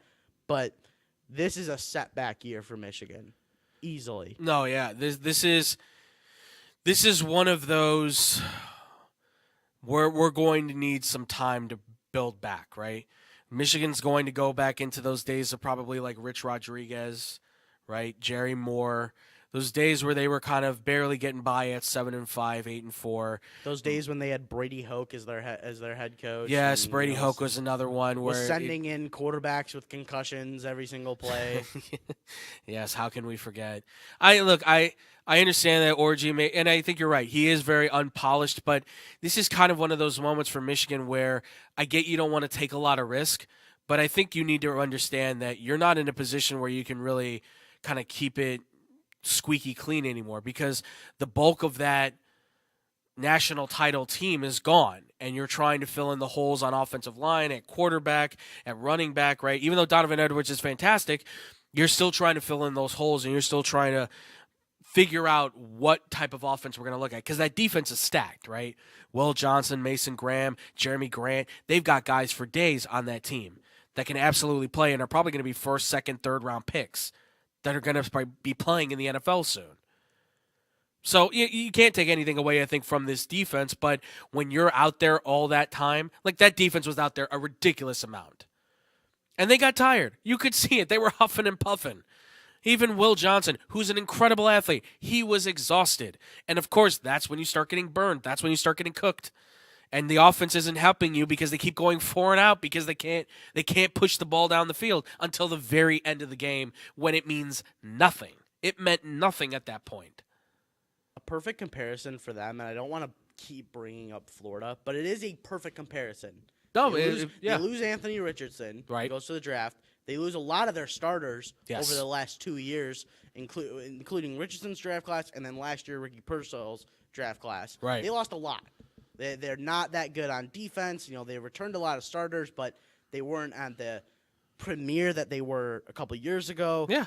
They bring in Graham Mertz, which he wasn't even that great in Wisconsin. Right. And the wide receiver room is very thin. But what do they do when they lose week 1 to Miami? They give their unpolished freshman quarterback, true freshman DJ Lagway, they send him out there against an FCS team. And yes, he does perform well because he's playing an FCS team. Of course he is. Right. But there's that change. You're giving him the option. Now, granted, Graham Mertz was injured, but I still think if Graham Mertz wasn't hurt, they might have still given it to Lagway because you maybe want to get that change in there. No, yeah. Because you don't have the same team you had last year or the year before. I think that's the same thing Michigan has to do. You don't have that team that they had last year that won the national championship. That was the best team Michigan could have had to compete for a national championship. Yeah. This year they don't have it. So you got to make some changes that aren't this rudimentary as last year. No, that's well said. I will say the joke I have made is that Graham Mertz was given a concussion, which basically is my kind of way of being like the board and trustees and backers and everybody basically said, Billy, we paid how much for that quarterback to go to Florida? Think you should start him. That's just a joke, though. I hope Graham Mertz is okay. I really do. I don't want him. That's a joke. That's a joke, okay? But it also could possibly be true. We don't know. Florida's backers could have easily said, start the freshman. We paid a lot of money for him to come here, right? Could have happened. But no, it's a good point, right? And take into effect, too, here, Michigan's got a new head coach, right, who's going to want to do things his way. Sharon Moore is going to want to be his own man, make Michigan his own. So he's going to make a decision maybe that not everybody's going to like. But this is where now, after this loss, like you said, you're going into next week, you maybe look at Alex Orji and say, we give this kid a chance to start. We give him the opportunity. Let's see how he plays. And if we see growth there, I think he's Denard Robinson with a better arm. And I don't think that's a bad thing to say. Like, that will get you to maybe 5-7 right now in the Big Ten, right? Yeah. Possibly you I could don't think push. he's that good of a runner. but- Yeah, possibly you can push 6-6. But if you're running options and read options and speed options with Donovan Edwards as your running back, right, and you use him as a bulk of your offense, I think you can win some games with that defense. It's just a matter of you're going to have to win games more like how we saw in Notre Dame, right? 23-13. It's not going to be blowouts like 38-0, right? I think it's something to look at because not only did they lose to a very good Texas team, they struggled against Fresno State. Yes, they for did. a good 3 quarters. They did. And it took the defense to help them pull away, a pick 6 to help them pull away. So it wasn't even like, oh, it's just 1 week, leave them alone. Right. It's consistent now. Yeah. Because that's 2 weeks in a row that the offense just wasn't there. Yeah, absolutely. And that's fair to point out because this is this is a whole new team, like you said, right? A lot of guys have left for the draft. Some guys have transferred out. They have new players that have stepped in. It's really now a matter of, okay, what is Michigan at this point, right? Jim Harbaugh is gone. So now a new era begins. So now you have to redefine what Michigan is, build up that culture. I think Sherrone Moore wants to keep that same culture, but he's a different head coach. He's going to have a different way of viewing things, seeing things, doing things, and they have to figure out what they are. And I think they're still trying to figure that out. So the idea and the expectation that any of us were going to see Michigan go back-to-back, I think is a little ridiculous. It wasn't impossible, but you had to hit the ground running immediately, and they just haven't done that. So good on Texas. They're proving themselves to be one of the dominants, not in just the SEC, but in college football. I think Michigan still has a chance to do something here, but they're going to need to do it quickly because Big Ten play is going to come up here soon, and they need to be ready. If you're not, you're going to lose to teams like Iowa, Wisconsin, right? Teams that they should easily be able to beat are not going to be so easy. So we'll see. But let's talk about this next school with a top quarterback, shall we? Obviously, Colorado plays North Dakota State. If you didn't see the game, Colorado wins. Shedeur had a great game. So did Travis Hunter. Their best 2 players look great. Even Jordan Seaton looked really good at left tackle for them. That's great. That's great. But after that game, Nebraska was given a 10-point difference to win the game. Well, Nebraska beat that. They won 28-10 against Colorado. And man, if you did not watch this game, and I didn't get a chance to really watch the game, but I watched the highlights of it, this was the ultimate fear, I would say, for Colorado, where Shedeur Sanders, much like he did against Oregon, if I remember correctly, was finding himself on his backside constantly because of how many times he was getting hit. He struggled. The offense struggled. They all struggled. Defensively, they struggled.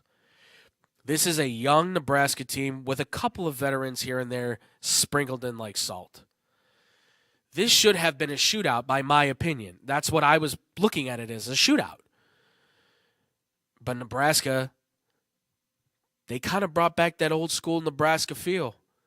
That Big Red was back, where it's great defense, strong run plays at the red zone, at the goal line. The difference was they got a quarterback. Dylan Raiola is not perfect, but he is the perfect quarterback for Nebraska. And he has all the skills and capabilities of being one of the top QBs by the time he's ready to go to the draft. He's that good. He's that talented, and he's smart, and he's a leader. That counts for a lot. Colorado, meanwhile, well, they have more questions. And obviously, I didn't get a chance to see the game, but the video was making its rounds. 2 minutes to go in the game, Shedeur Sanders walks off the field with some coaches. Post-game conference, Shedeur is sitting at the table, asked about, the offense and how things were gauged. And seemingly threw his offensive line, running backs, and offensive coordinator under the bus in a couple of statements that he made about how much Raiola got hit and how the ground game needs to be established and done better. They actually have to be able to run the football. It just helps to confirm a lot of what I think is wrong with Colorado, where there is just so much discomfort and detachment from each other. It doesn't feel like a football program. It feels like just a bunch of dudes hanging out together on a football team, and everybody's like, I'm going to go get mine. Nobody's really communicating. Nobody's really hanging out with each other. That stuff that we see on, was it the show Prime? That stuff feels like it was very much forced for camera now. Can I make a point? Please. That instance, that press conference, if he wasn't the coach's son, no quarterback would say that. And if they did say that, they're benched and debatably getting cut from the team. But because he's the coach's kid, he'll say that. And he'll face backlash in the media for it, but not from his team. They'll be like, oh, got to step up for him now because he said he put us all on blast out on net and on in the media and all that. But if he was anybody else, he's fighting for that starting spot. No. After a comment like that. That does not show leadership at all to go out there and put basically your whole team on blast. Right. For saying, hey, how many times did the other quarterback get sacked? Yeah. Well, how many bad throws did you make compared to the other quarterback? Right, Put some responsibility on yourself. A perfect example, look at Caleb Williams. Yeah. He said, oh, that's not the game I wanted to do, but the defense stepped up for me. And he won the game, but he didn't go out there going, man, my offensive line didn't block for me because they didn't have the best day for the Bears, the offensive line-wise. He had a lot of wide receivers dropping balls. Sure. But he didn't say that to them. He didn't say it. He maybe said it to them in the locker room, but he didn't say it in public. Sounded like he took accountability, actually. Yeah. He stepped up as a leader and took accountability and gave credit to the defense for helping him out. Shooter Sanders did none of that. I can't disagree with you. I mean, this is the part of the issue with Deion bringing his son Shedeur with him. It very much enforces that I am untouchable kind of ideology, right? You are the prince who is the right hand of the king, right? You cannot be argued against. You can't be falliced. You can't be anything. You are perfect. That is how we must view you. That's how you must be treated. And it's a shame that that is the case because he's flawed in a lot of ways. But I agree. You can't say that stuff. But he can because, like you said, you are the coach's son. What's everybody going to do? But this is where, if I'm everybody else, I would go, hey, man, what the hell? Like, this is where, if I were any of those other players, regardless of if I get kicked off the team or not, I'd start stepping up and talking. Because if you get kicked off the team for talking smack about Shedeur and what he had to say, how's that going to look for Deion Sanders, right? Think about that. That's going to be repercussions on him, not the player, on him. He's going to look bad. Very much in the same way that it's not been said that he banned that reporter Keeley, but let's be honest. Who's he talking about? Deion. Who probably banned him? Well, they said Colorado, but who definitely probably gave the call to ban him? Deion. Like, it looks bad on you. Even if he didn't do it, it still looks bad on you. You should have told Colorado, no, don't ban him. Let him ask his questions. That's the same thing as for here in Chicago, right? Mitch is like, I had to turn off the TVs because I couldn't listen to that, right? It doesn't look good. It looks like the pressure's getting to you. It looks like you're starting to get upset and you're starting to get rattled. That's not a good sign. Nobody wants to see that. You need to instill, passion, energy. You need to give the positive aspect of who you are, and it doesn't feel like he's doing that. If I can, TJ Moe on Twitter, he put this out. I found this because it was making the rounds. He said this in a tweet. He said, biggest difference between Colorado and Nebraska is this. Nebraska hired a coach who builds programs and develops kids. Colorado hired a celebrity who just wants to be a chief marketing officer and promote himself and his kids. I don't know if I would call him just a celebrity. I would still say he's a coach. I would also say he's a player.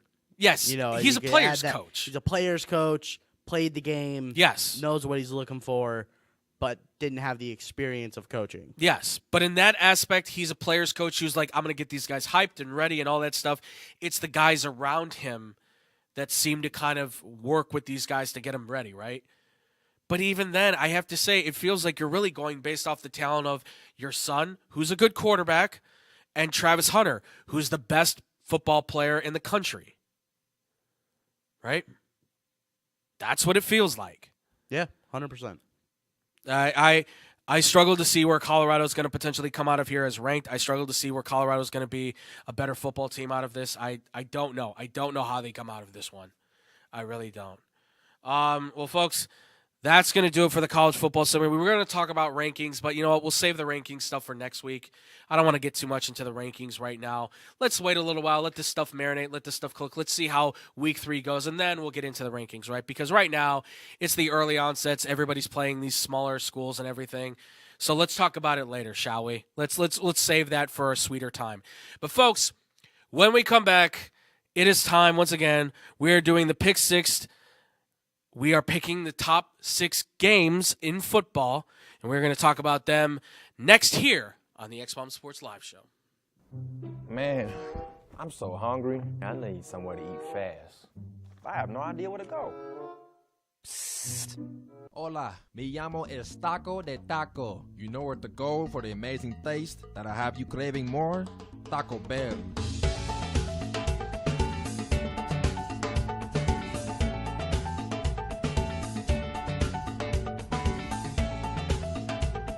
Can I get 20 tacos, please? You got it.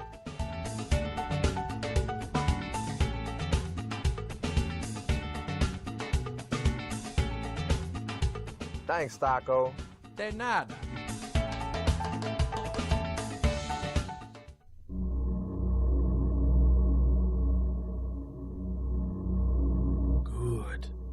Good. That's it. Eat the tacos. Taco Bell. Live más.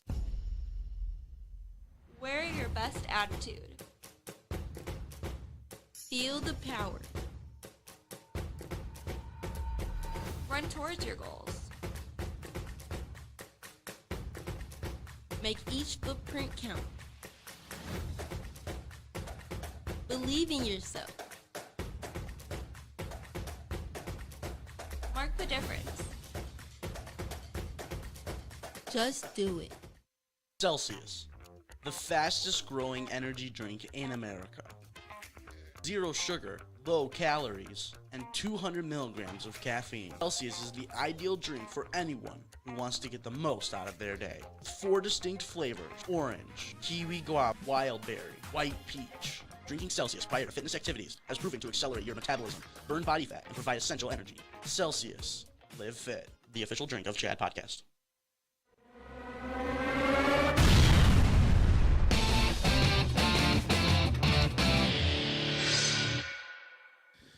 And welcome back, everybody, here to the X-Bomb Sports Live Show. We are at the end here. We just got done talking about the NFL and college football for the stories.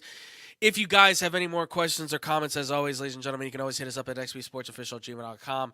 Follow us on all the social media at xbsports on Twitter and Instagram as well. We're going to make this one short and quick because Andrew's getting tired and the coffee's not helping anymore. It's not kicking in. So, Scotty, are you ready, my friend? Absolutely. Let's do this, folks. It's time for the Pick Six. That's right. X-Bomb Sports' very own Pick Six. We take the top 6 games we can find in football. I'm combining these finally because there's too many games I can choose from, and sometimes there's not enough games to choose from depending on it. But college and pros, they're being mixed together finally. You guys have kind of been saying this may be a smarter choice. I'm going with the fans on this one, so don't yell at me if I don't pick your game, okay? And don't yell at me if you lose, okay? But if you win, you can always send us money as well, and I can tell you where to send that. Wow, okay. Well, Wow. listen, I'm not the one telling them to bet on anything. They're doing it themselves. We love you guys. But Let's do this, Scotty. Let's do this. So, first one we got up, it's the number 20 Arizona Wildcats. They're taking on the number 14 Kansas State Wildcats. It's Wildcat versus Wildcat on this one. The line right now at the spread is Kansas State is at 7.5. The over-under is at 56.5.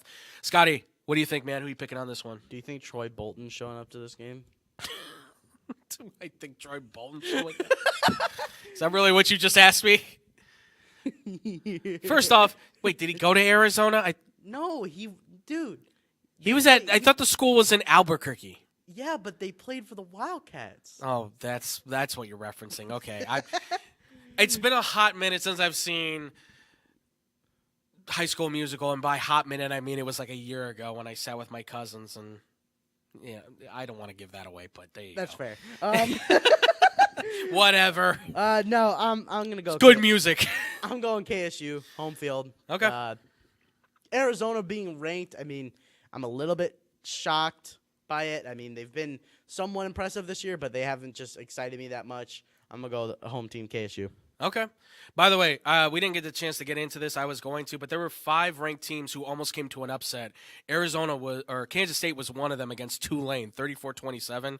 You also had Oklahoma, Penn State, and Oregon, who all almost saw upsets in their games. So keep that in mind. We didn't get a chance to go through all of those because otherwise we would have been there a lot longer. But I just wanted to bring that up real quick. I'm going to say Kansas State, but I'm not going to say by the 7.5. I think it's going to be closer. So if you're going to do it plus money for maybe give it the plus for the Arizona.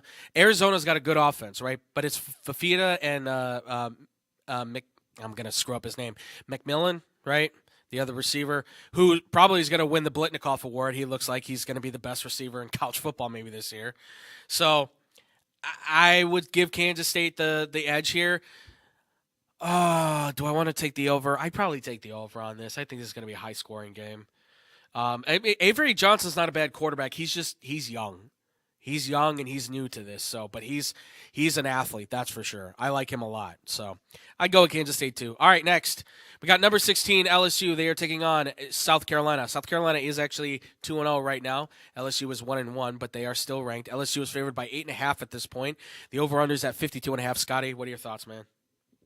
I'm going to quote Pat McAfee here. I think we get an upset. Give me the I think we get an upset. Give me the Cox. Okay. On this one. All right. That's fair. I'll still like stick the under though. Gonna go with the under? Yeah. That's where I'm going. I'm going LSU with this. I'm gonna say give it like a 4 points difference, not 8.5. That seems like a lot. LSU still has problems on defense. Nichols proved that. They exposed that defense still needs a lot of work. Still got a lot of problems on offense. Still have some issues on offense, but this was a nice tune-up game, I will say, for Garrett Nussmeier. I think to kind of get some breath underneath him and breathe, right? Although I will say, they played a heck of a game against USC. They just had a lot of faults in that second half. That's the only problem. But he looks like he'll be a good quarterback for them. But LSU by 4, and I will take the under on this as well. South Carolina's that kid Stewart for South Carolina is fast. He is fast as an edge rusher. My goodness. And he's powerful. Whew. That kid is good. All right, next. Number 24, Boston College. They are taking on number 6, Missouri. Missouri is favored by a full 16 points. The over-under is at 54.5. But to you, Scotty, I ask, where are you going with this one, man?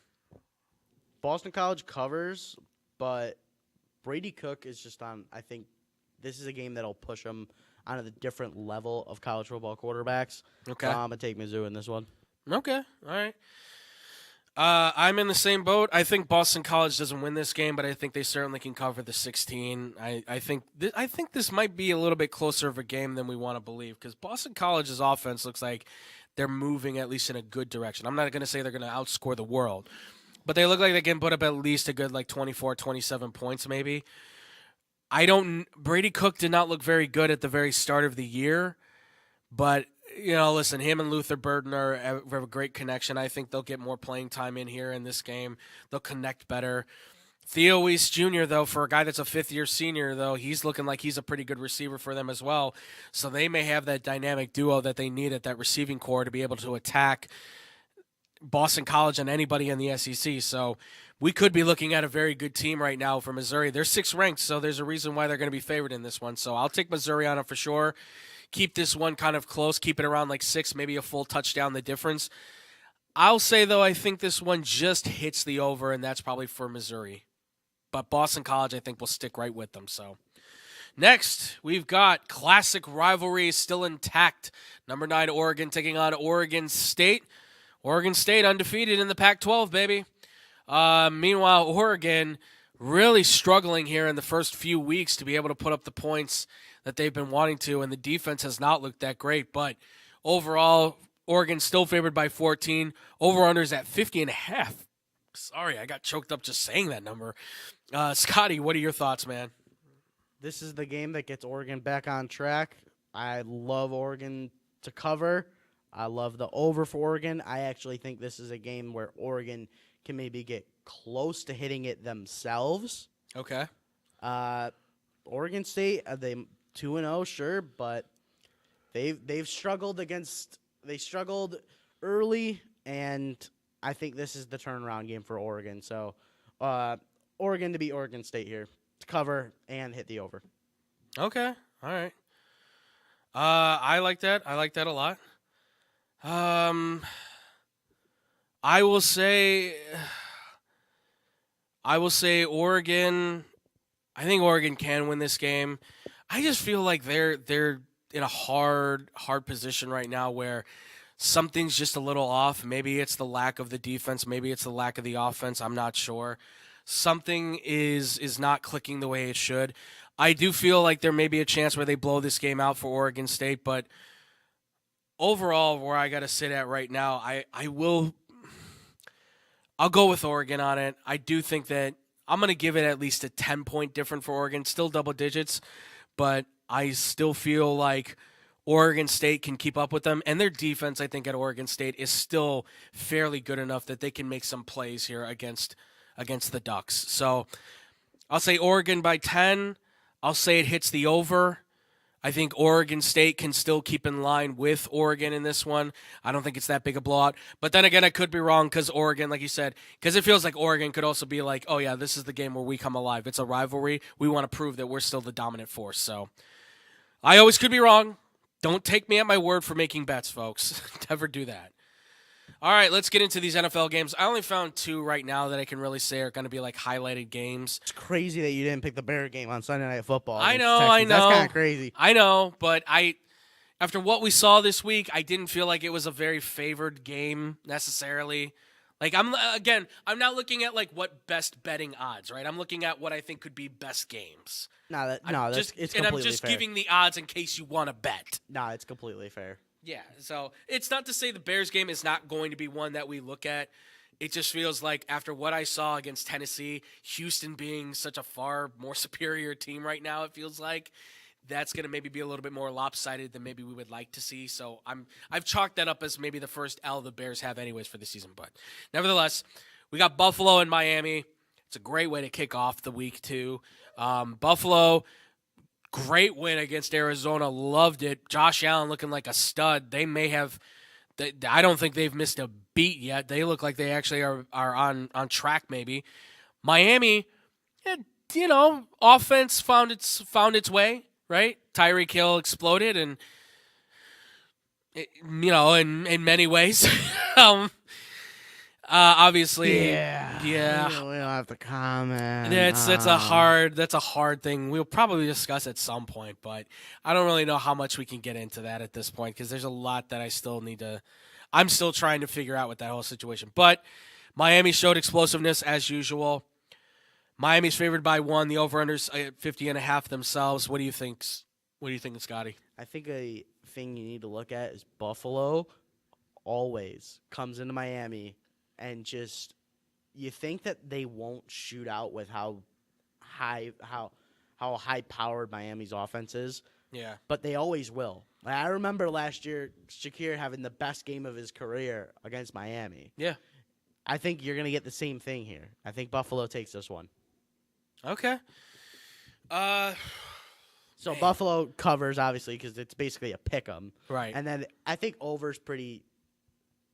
see, the thing is it's a Thursday night. Because you look at this game and you're like, oh, clearly over. But right. It's Thursday Night Football. Yeah, absolutely.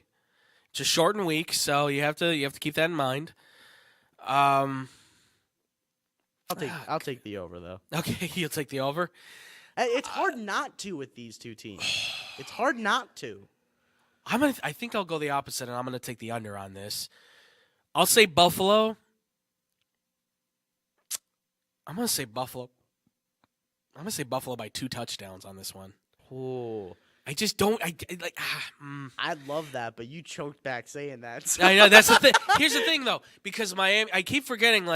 I always keep forgetting. Bradley Chubb had a good year last year, and he looked pretty good in this game. Like they all look pretty good on defense in this game. Not gonna lie, but I just feel like Buffalo's in a groove right now. Like that was a good game against Arizona. Defensive, mind you, they need to be better defensively. But I feel like Buffalo can be that team where you get a couple turnovers, or Tua throws a bad pass. They try to go for it on 4th down. Miami tries to get cute with it, right? Andrew, Bradley Chubb's hurt. Oh, is he hurt? Yeah, he is hurt. Okay, good. Then I'm definitely looking taking. at the stat sheet from last week. It's Calais Campbell, Javon Holland. Oh, that's right. I kept thinking Kendall Fuller, Jordan Poyer. Yeah, he wasn't in there. Yeah, why do I keep thinking he was playing that game? I don't know. He's 55. Why I didn't even see 55 out there. I don't know. Bidwell, dude. Sorry, folks. Sorry. Apologies. Like I'm like you can trust me with everything. Well then I'm definitely taking Buffalo by 2 touchdowns. Then I feel more confident in that because Jalen Phillips is a good edge rusher, but I don't know. They feel like they still need more. Just doesn't feel like that team is there all the way defensively, especially like what Jalen Ramsey and Javon Holland are their best defensive backs, right? Like, yeah, Holland, yes, but Ramsey, you're kind of grasping at straws. Like he's his own coverage guy at this point. So, all right, last game we've got. It's Tampa Bay versus Detroit. Detroit obviously won in overtime. Tampa Bay blowout against Washington. Detroit is favored though, 6.5 points. The over/unders right now at 48.5. Scotty, where are you going with this one, man? We didn't talk about it, but it was a little concerning to me how just odd the Detroit offense looked last night. Yeah. They weren't as strong as they normally are. They didn't look as consistent as they normally are until the game progressed. Mm-hmm. And obviously I think Tampa got inflated a bit because they had to play the Commanders, and the Commanders almost did nothing to improve their defense. But this was a competitive game the last time these guys played, and I think you're going to get the same thing here. Mm-hmm. Detroit's home again. I'm going to go with Detroit on this one. And I'm going to take – I think the touchdown is – it's fair to put it there, but I think Tampa could cover that. I think this could be a 3 or 4 point game. Okay. This is the one where Detroit scores like a touchdown and then give the ball to Tampa for a game-winning drive. I think it's that kind of game, so it's like a 3-4 for Tampa. Okay. And then I'm going to take the over on that one. All right. I like that. Oh, man. This is tough. I like Detroit by the 6.5. I like that. I think they can clear it with the full touchdown difference. I think Tampa, I think it'll be a tick for – this could be a high-scoring game is what I feel like. So I'm going to take the over on this. It just feels like this could be like a shootout because, Detroit's still trying to figure out how their defense works with their new defensive backs and everything. I think they've got good players, but I think they're still trying to figure out who they are defensively too because offensively they know what they are. That's pretty obvious. Tampa, meanwhile, their offense looks like, yeah, they can cook. Baker Mayfield looked really good in that game. But their defense doesn't look kind of old. Like I'm just being honest. Like those guys look like they're aging out. They lost a lot. Yeah, and they did. Yes, they did. They lost a lot, and now they've lost 2 of their cornerbacks. Like they're down on guys now too. So it's a concern. It's something I've taken notice of, and I still don't know how much I trust Tampa. Like I think they can win the division. Don't get me wrong. I just don't know how much we can trust them at this point. So. I'll take Detroit on the full touchdown. I'll take the over on that game. And, yeah, that's where I'll sit at. That's where I'll sit at right now with Detroit and Tampa. Listen, folks, I know there's a lot of other games we can get to. Obviously, if you want us to comment on any more of those, comment down below. Let us know. Obviously, comment in xbsportsofficial@gmail.com. I'll get back to you guys and we can talk about it for sure. Again, please bet responsibly. If you win money, congratulations. If you lose money, please do not blame us. We did not tell you who to bet. Don't blame me in it. I can't bet like that. I don't got the funds. I don't got the financials to get that big betting. So Yes. you're out there and you're like, well, Scott and Andrew told me, oh. No. We said nothing. Mizzou don't, is a lock to yeah, win this don't, one. don't, And they don't get come. upset. Don't come to me and say Yeah. it's your fault. I don't want to get emails or messages from people being like, yo, I bet $200 on the LSU-SC game on your guarantee. What the hell? I ain't say anything. You made that decision, not me. Yeah, like if I'm saying, oh, this could be a close game between Detroit and Tampa Bay, and Detroit comes out and just, Amon-Ra scores 3 touchdowns in the first 5 minutes, don't blame me. Yeah, exactly. I don't got the crystal ball back here. Right. We are playing the guessing game like the rest of you, okay? Please gamble responsibly. But and I'm with a that, ladies and 100% gentlemen. guy. Well, yeah, yes. Good disclosure. What I say is fact. Yeah, right, exactly. Scotty's Nostradamus here. All right, ladies and gentlemen, that's going to do it for the Pick 6. Obviously, let us know who you're picking, who you're looking at, and all that stuff. Any games we didn't mention, please let us know, too. But that's going to do it for the show. Thank you all so much for listening and watching. As always, we always appreciate it, ladies and gentlemen. If you did enjoy the show, please give it a like, give it some love, share it, all that good stuff. Comment down below. Let us know what you guys thought about it. What do you like, not like? What do you want to argue about? All that good stuff. You guys want to see us anymore? Of course, you can find us on YouTube and Twitch. We are going live every Monday at a certain time and point. We'll let you know when, where you can always find us. That's twitch.tv/xbombsports and youtube.com/xbombsports. Follow us on our social media as well at xbombsports on Twitter and on Instagram. Or X, I guess I still call it Twitter. Screw you. I'm calling it Twitter. Everyone universally don't does. Don't matter. It's still just Let's Twitter. ask Tyler. Yeah, exactly. Do you call Twitter X or Twitter? Exactly. Yeah, It's Twitter. So shut up. I don't want to stop calling it X. I got fans that call it X. I don't know why. Guys, follow us on there. And then, of course, follow us on the Facebook page as well. I keep forgetting about that one, too, the Facebook page, facebook.com/xbombsports as well. Any questions or comments you guys have as well, too, please hit us up at xbsportsofficial@gmail.com. Please make sure anything like that, you want to argue, you want to ask, you want to whatever it is, by all means, please. I know about the Caleb Williams stuff. Please stop sending it to me. I've got like 20 emails about it, okay? We talked about it. You want to yell at me more? Go ahead. Throw it in your face when he becomes good. I don't know. Maybe. We'll see. But with that, make sure to check out Bad Karma Wrestling as well, folks. Every Friday. You can find it at 11 o'clock, 11:30-ish. It's our boys, No Gimmicks, Nick Johnson and David Double D Dykstra. They're doing their thing live on the air, talking about the wrestling world. Fantastic stuff this week, guys. You guys were tuning in. Really appreciate it. Keep tuning in, guys. They're going to have a lot more to talk about because we got some good stuff coming up for that. Be on the lookout. Also, too, I don't know when we're going to do it next, but Tony Smalls X Big J, go check it out as well on Twitch and on YouTube too. Maybe they'll get back to gaming. We will see. It's kind of up to Big J. He's been having some car issues lately, so we'll figure out when that comes back. When we do, we'll let you guys know. So for the time being, maybe a little hiatus. But whenever we get a chance to, we probably will jump back on it. But you guys can go check that out as well as Tony Smalls X Big J on YouTube and on Twitch. And I think that covers everything. Also, too, I guess real quick, in about a half hour, we're going to be on Blow the Whistle. That's Blow the Whistle. That's on sportstownchicago.com, on YouTube, and on Twitch. We will be live. We're going to be discussing more of this. Well, probably just more of this, of college and professional football. So be on the lookout for that, ladies and gentlemen. We're going to have a lot of fun today. I'm guaranteeing it. So that's going to do it for us. Thank you all so much for watching. Thank you all so much for listening. We'll see you guys next week. As always, have a good one, and much love. Peace out, Boom Crew.